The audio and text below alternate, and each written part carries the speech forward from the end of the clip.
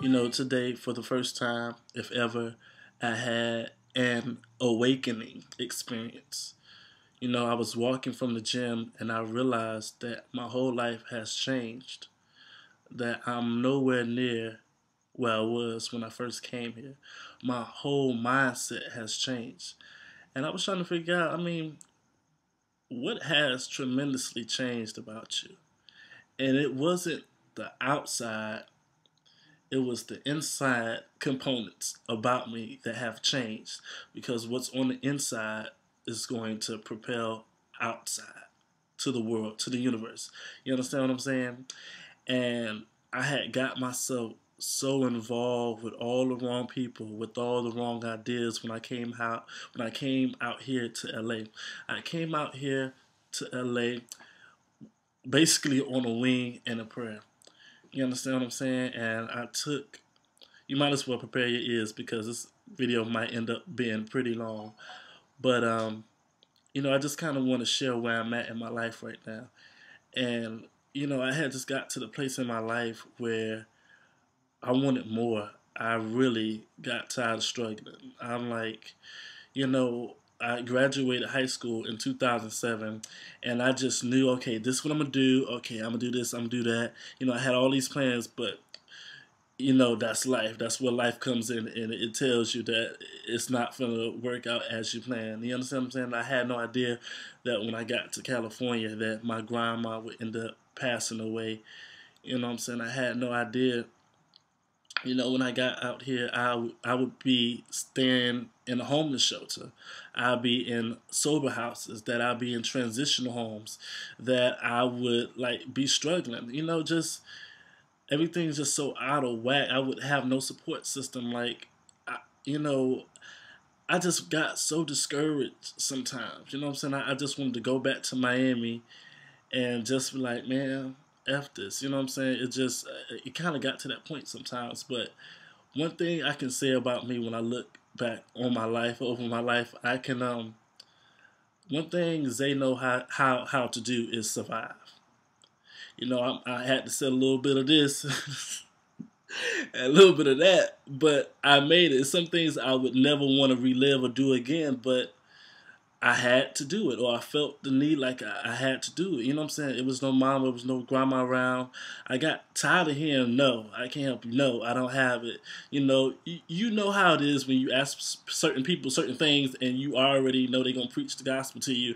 And sometimes you don't want to hear that, like, can you do it? Yes or no? Because I hate when people, you know what I'm saying, you need somebody's help and they want to preach to you and then still don't want to help you. It's like, okay, if you don't preach to me, at least help me afterwards. You feel what I'm saying? So I got tired of hearing no. I got tired of depending on people and, trying to put my pride aside and say I'm sorry and just like not getting nowhere. You know what I'm saying? So I had to make a move. I'm like, you know what?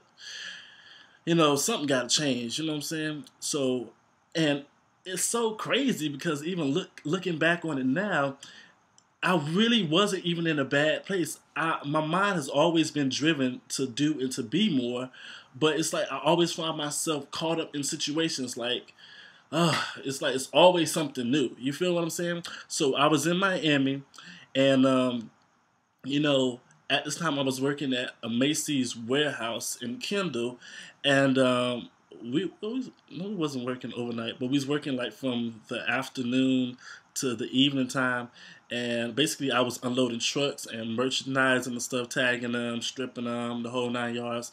Basically, they called us the sales support team. You know what I'm saying? The people that put the stuff on the floor, in the stock floor, or whatever.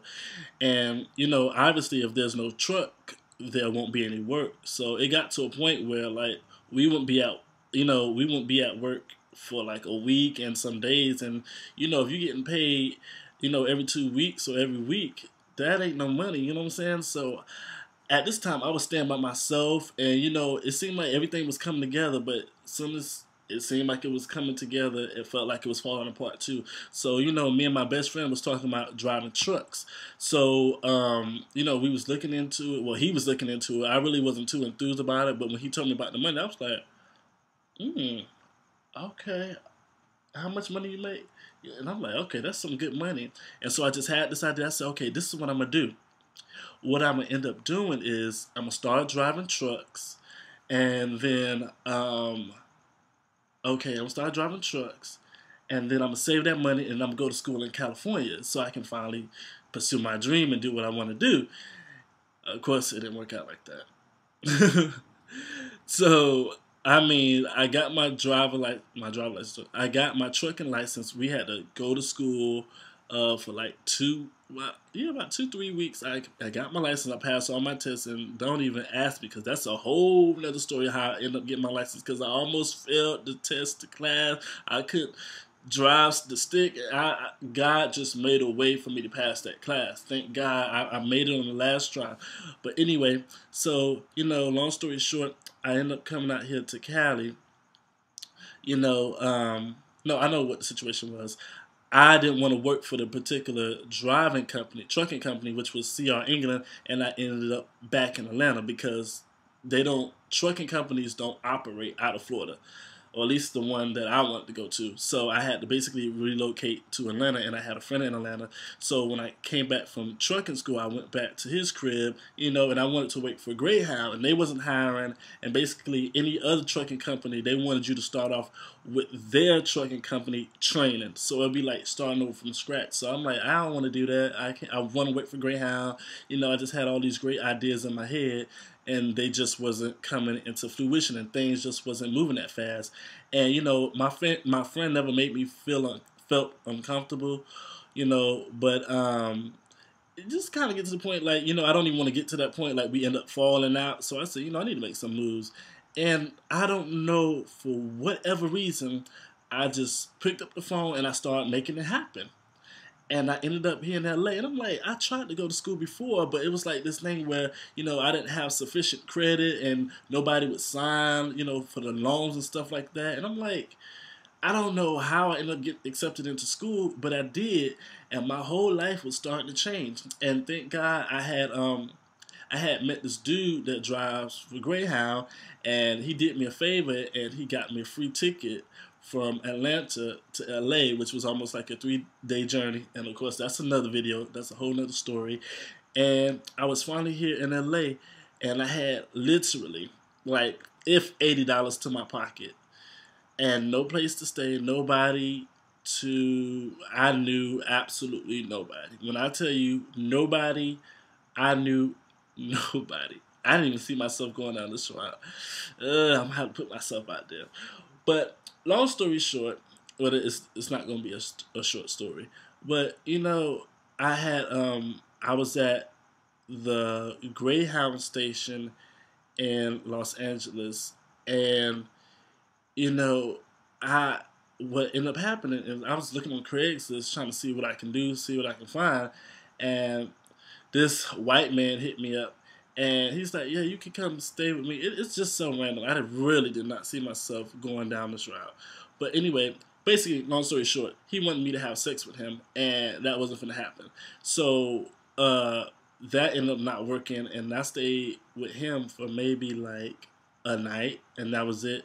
Because I did what I did in my past, but I am not trying to come here. I just want to start over, and I'm like, I ain't got time for that. Like, can I just be happy, Lord? Like, why can't you make this easy for me? Like, I was pointing the blame on Jesus, and Jesus looking at me like, nigga, I'm waiting on you. Well, he say nigga, but he waiting on me.